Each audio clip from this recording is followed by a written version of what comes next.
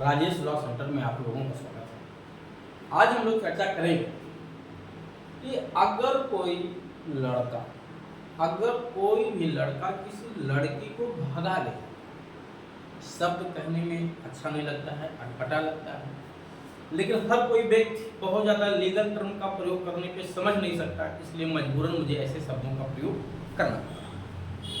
ठीक है, आप सीधे कहें कि लड़की लड़का को लेके चला जाता है, बहला के ले जाता है, फुसला के ले जाता है, जबरदस्ती उठा के ले जाता है, धमकी दे के ले जाता है, जैसे भी ले जाता है।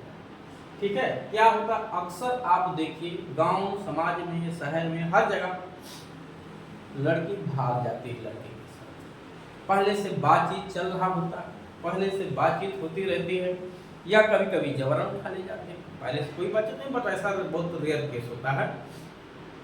अगर जबरन उठा के ले जाते तो समझिए सीधे रेप करने के लिए ले जाते हैं।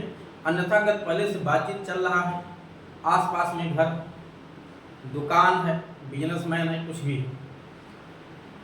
किसी तरह से स्कूल कॉलेज से कैसे भी संबंध हुआ, घर वाले रजामंद नहीं है, विरोध में है, तो क्या किए लड़की लड़का भाग गए, चलो बाहर रहेंगे, वही शादी करेंगे। ऐसी स्थिति में ध्यान दीजिएगा, मैं इस पर 2 वीडियो बनाऊंगा। अगर लड़की की उम्र 18 साल से कम है तो कानून क्या कहता है, और 18 साल से अगर लड़की की उम्र कम है तो कानून क्या कहता है, और कौन सा कानून, जो नया कानून आया है भारतीय न्याय संहिता, इस पे क्या कहती है। साथ ही साथ अगर वो पीड़िता लड़की SC ST जाति से आती है तो उसमें SC ST में क्या प्रोविजन है उसको भी बताऊंगा। ठीक है, जिसका जो टॉपिक है, जो आप इस वीडियो में सुनना चाहते हैं, मैं सभी लोगों को सुनाऊंगा। पॉक्सो एक्ट क्या कहता है, ठीक है, पॉक्सो एक्ट क्या कहता है, अगर लड़का 18 साल से कम है तो जुवेनाइल एक्ट उस पे क्या कहता है। इन एक बिंदुओं पे मैं सभी पे चर्चा करूंगा। ठीक है, गिरफ्तारी क्या होगी, जमानत क्या होगा, सजा क्या होगा, सब पे चर्चा करूंगा। आइए, सबसे पहले मैं 18 साल से कम उम्र की अगर लड़की है और गलत प्रयोजन के लिए, शादी करने के लिए बहला फुसला के उसे घर वालों की सहमति के बिना भगा ले जाते हैं, तो ऐसी स्थिति में कानून क्या कहता है। मैं सबसे पहले बता दूं कि इस तरह का कृत्य बिल्कुल क्षमा योग्य नहीं है, ना तो समाज आपको क्षमा करेगा, ना कानून क्षमा करेगा। ठीक है, एक गलत कार्य। अगर आज आप किसी की बहन बेटी को इस तरह से भगा के ले जाते हैं, अगले व्यक्ति का अपमान करते हैं, तो फिर एक कहावत है कि आप जिसके लिए कुआं खोदेंगे तो आपके लिए कुआं खुदेगा। अगर लड़की की उम्र 18 साल से कम है तो क्या क्या धाराएं वहां लग सकती हैं। सबसे पहले तो उसने लड़की को बहलाया फुसलाया है, और या लड़की सहमति से ही चली गई है, किस प्रयोजन के लिए, गलत प्रयोजन के लिए, शादी करके चलिए उनके साथ संबंध बनाएंगे, तो बहला फुसला के ले जाना ये किडनैपिंग है। ध्यान दीजिएगा, क्या है, किडनैपिंग है। तो किडनैपिंग की धारा लगेगी, नई संहिता की धारा 137 में मुकदमा दर्ज होगा। साथ ही साथ आप बहला फुसला गलत प्रयोजन के लिए ले गए हो शादी के लिए, तो आप पे धारा 87 लग जाएगी। कौन सी धारा 87 लग जाएगी। पहले इसमें धारा 366 का मुकदमा दर्ज होता था, IPC में कौन सी धारा 366 का मुकदमा दर्ज होता था। साथ ही साथ आप अगर महिला की सहमति के बिना अगर संबंध भी बनाए हैं, लड़की की उम्र 18 से कम है तो सहमति कोई मतलब है नहीं है, फिर ये तो सीधे सीधे रेप भी है। ठीक है, तो धारा 64 भी लग जाएगी। आपकी सब नई संहिता की बात कर रहा हूँ, अब पुराना कानून लग चुका है, उसका जमाना गया। हाँ, जो मामले पुराने पेंडिंग है वो तो निस्तारित होंगे, लेकिन अब जो भी नई FIR दर्ज होगी इस नए कानून से।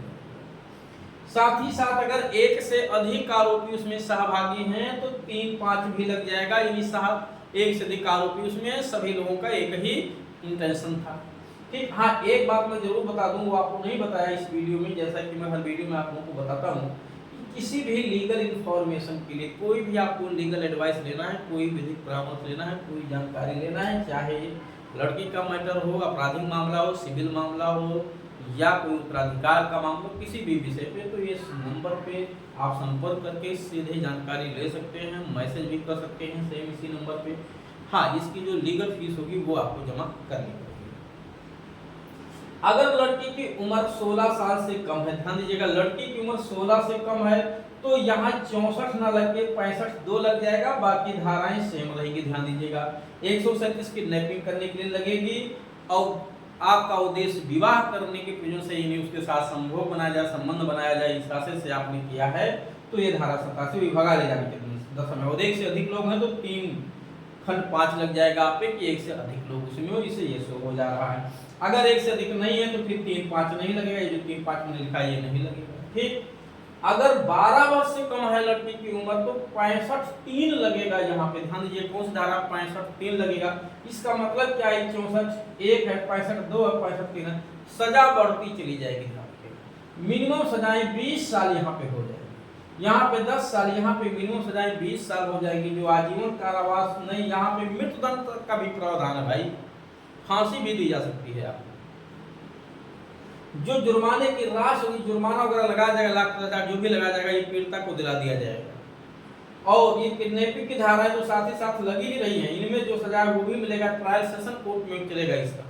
अब प्रश्न ये है कि अगर वो पीड़िता SC ST से बिलोंग करती है तो साथ ही साथ SC ST की धारा 3(2)B भी लग जाएगी। कौन सी 3(2)B? 3(2)B ये नहीं, 3(2)B लगेगी। सबसे खतरनाक धारा ये, वीडियो में मैं बता चुका हूँ, आप लोगों ने देखा भी होगा, क्योंकि SC ST का वीडियो सबसे ज्यादा मेरे चैनल पे उपलब्ध है। आप तक किसी व्यक्ति ने इतना वीडियो SC ST के बारे में नहीं बनाया है।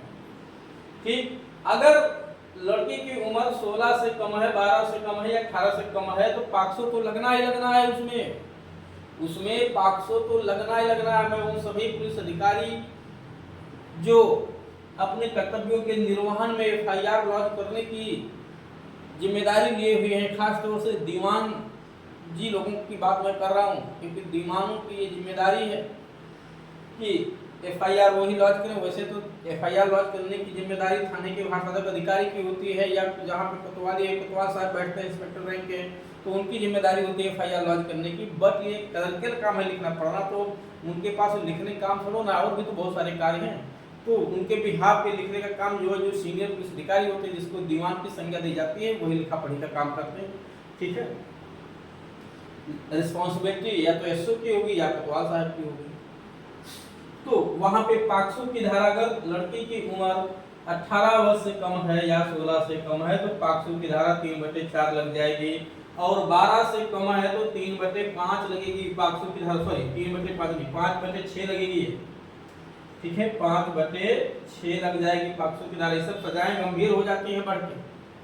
ऐसी स्थिति में अगर 3(2)B लगी हुई है तो यहाँ पे पीड़िता को राहत राशि भी अलग से दिलाई जाती है, और ये सब धाराएं लगी हैं 65(2) है, 65(3) है, तो जुर्माने की राशि भी पीड़िता को दिला दी जाती है। ये सब कठोर धाराएं, तुरंत गिरफ्तारी हो जाएगी। ध्यान दीजिएगा, तुरंत पुलिस आपको खोज लेगी, कहाँ जहाँ भी कहीं होंगे, नहीं तो आपका घर ढाने पहुंच जाएगी, घर वालों को खूब परेशान करेगी। गिरफ्तारी तुरंत होना है, ठीक है, जमानत तुरंत नहीं मिलेगी, ध्यान रखिएगा, क्योंकि अपराध गंभीर है। और सजा की जब बात आई तो सजा मैंने बता दिया कि अगर ये सब रेप वाली धाराएं लगी हैं तब मान के चलिए 10 साल तो कम से कम सजा मिलना ही मिलना। अगर 64 लगी है, 65(2)(3) लग गई है तो सजाएं 10 साल से बढ़ के 20 साल हो जाती है। मिनिमम सजा इतना तो आपको मिलना ही मिलना है। ठीक है, सेशन कोर्ट में इस अपराध का ट्रायल चलेगा। कहाँ चलेगा? सेशन कोर्ट में चलेगा। और अगर लड़की को कोई नशा वगैरह दिया गया है, कोई नशीला पदार्थ देकर के संबंध बनाया गया है, तो उसके साथ धारा 123 भी लग जाएगी, 123 भी लग जाएगी, और भी संबंधित धाराएं लगाई जा सकती हैं। क्योंकि नशीला पदार्थ आपके पास पाया जाता है, ठीक है, तो वो भी अपराध है। साथ ही साथ आप NDPS एक्ट भी लगाया जा सकता है।